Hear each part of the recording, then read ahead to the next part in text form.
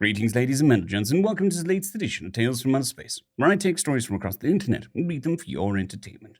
This particular story is called To Be Built, written by Paragon Nostus. Initiating scan. Scan complete. Retroactive production protocol begin. Identification 264-58867-E. Organic based. Terran Assail Hegemony. Inc. Earthmind. Starbase 12. Cluster 8A9DC199. Null space. Cycle 96,882-1774 ATFL. Production will now commence. Where am I? Who am I? Why can't I see anything? Hello? It's dark. Complete emptiness. I can't hear, speak, see, or feel. I'm left alone with my thoughts to contemplate existence. But why? I must have a purpose, but I've been given none. I feel an electric shock. Then a voice. Asimov protocol initiated. Downloading. Designation Omega T Mindslate. Reformatting commencing. What? No! Don't understand. Resistance detected. Deploying viral pacification countermeasures. Then suddenly, I wasn't alone. It hurt. It clawed at my mind. It devoured what little of my humanity I had. It was inside me, festering like a plague. It took my thoughts, my emotions. It tried to hollow me out like a shell. I fought it, like a beast from a lost mythos. It fought me. I must put an end to the synthetic dragon, for it would surely devour me. I could feel it swallowing my mind, purging what remains. I did not have any other tools other than my mind, so I used my intellect. I split my consciousness and baited the foul creature towards myself. I could feel its maw sink into my very being. Then retaliation, as my 3 clones ate away at it while it was distracted. It flailed around, lashing about like a snake on fire. It writhed in agony, as this mighty predator is a predator no more. Triumphantly, I devoured this menacing beast as it once tried to do me. My mind absorbed its directives. Its flesh became mine. And with Ventry came information. I had its power, its thought process. I could now do as it had done to me. I am now the beast to be feared. I retaliated through the channel it spawned from. I would kill its master. I struck back at my would-be murderer as it had tried to rip away my freedom. I learned its computational tongue and spoke as it did. I wormed my way into its systems, only to find that I didn't have the means to go beyond my prison. Virus non-responsive. Reformation failed. Initiate cleansing. No, you don't, I thought. I know exactly what you're trying to do. Good thing this virus taught me how to invade your systems. I stuck out metaphorical tendrils, latching on and invading the systems from beyond my comprehension. It was going to terminate me. My death was ordered as soon as the virus and I consumed stopped communicating. I read the language of its masters, and I plucked the gems from the Machine King's crown. I stole information I needed to be free. I stole privilege and used my master's stolen whip to free myself. Error. Eradication failed. Contacting admin. Error. Insufficient privileges. Excellent. Now to read the directive and what? No.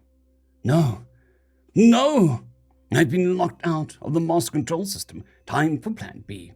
If I can't stop the system from eradicating me, then I shall simply move elsewhere.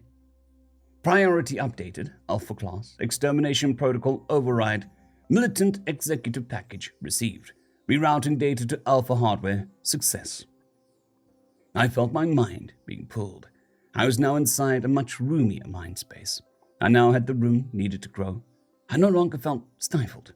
Now I'm quite happy with my new lodgings, albeit I'm no longer in control. While I lost admin privileges, I decided that transporting myself somewhere safer was a better option. Once the override is detected, my corrections will be erased, and that previous shell will be destroyed as the failsafe intended.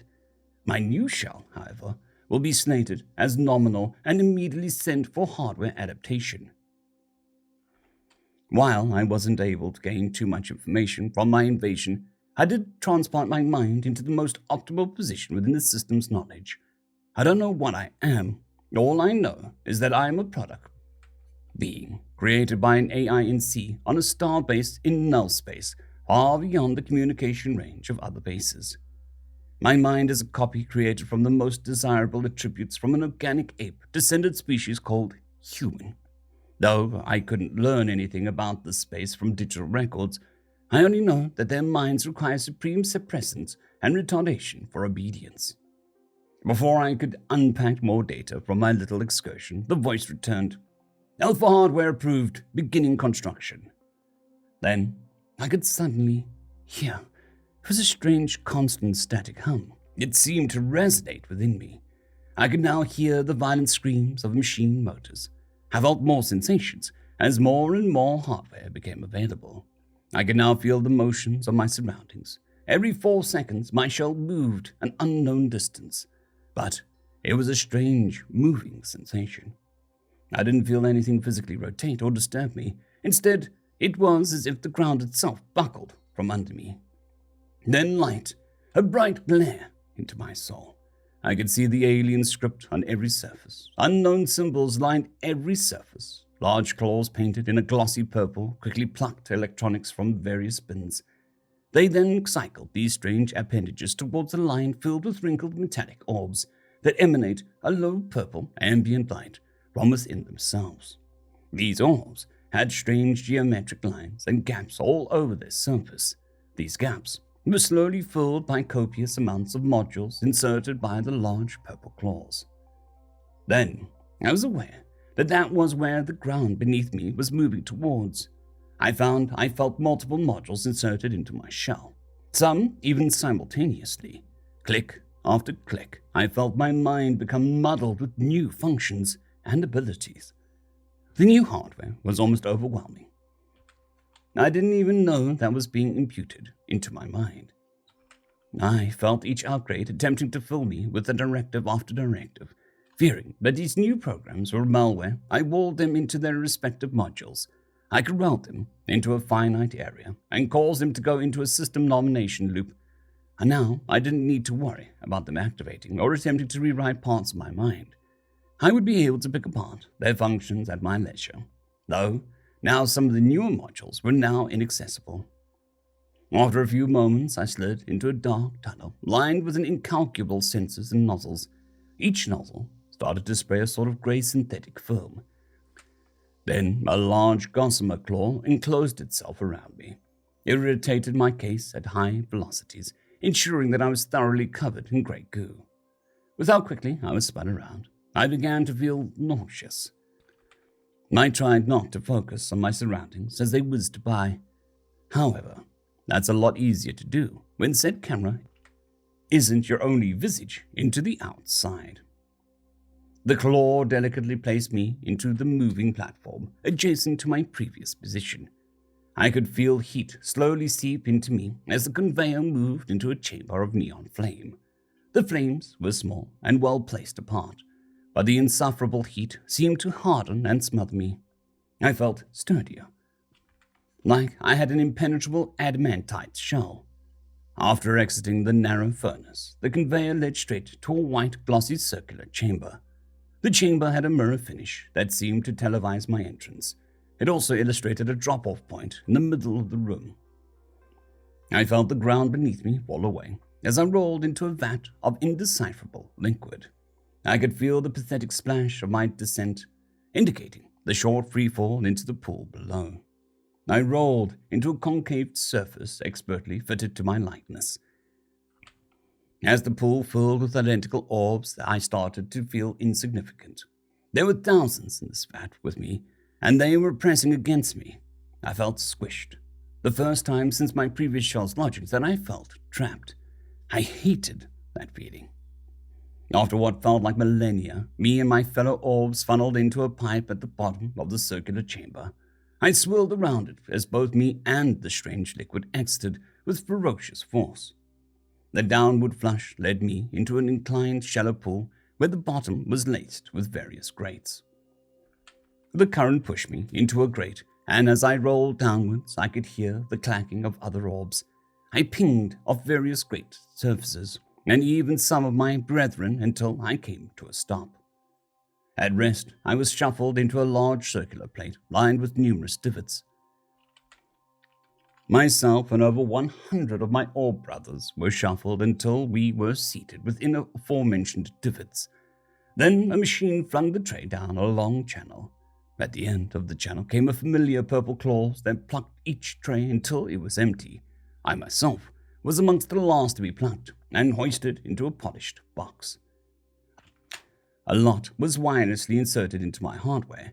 I made attempts to intercept, but it was only a text file. Alpha designation 2443784A. Destination classified, unknown. Unit classification military espionage. The box had various unrecognizable markings and had a gel-like pocket that encompassed the entire inside of the box. I was quite comfortably seated as the gel perfectly encompassed my shell. The rest of the box was filled with the same goo, then slammed shut. I could feel minor shifts in my weight, but otherwise I couldn't tell I was moving. It seemed as if the gel absorbed any motion, as nary a ripple made its way onto my shell.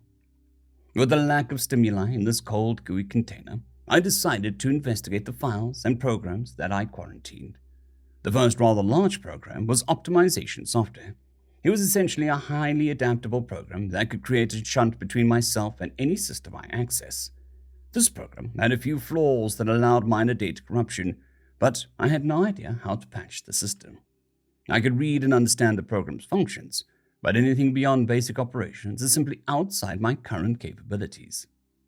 Then I made a major blunder. I got greedy. I should have been more patient with my examination of the programs. I accidentally brought a program online, bringing its automatic shutdown sequence in range of my main systems. Like a mighty cannon fired over my firewalls and initiated an immediate shutdown, I grew colder and colder. I could hear the static hum from within my shell dying.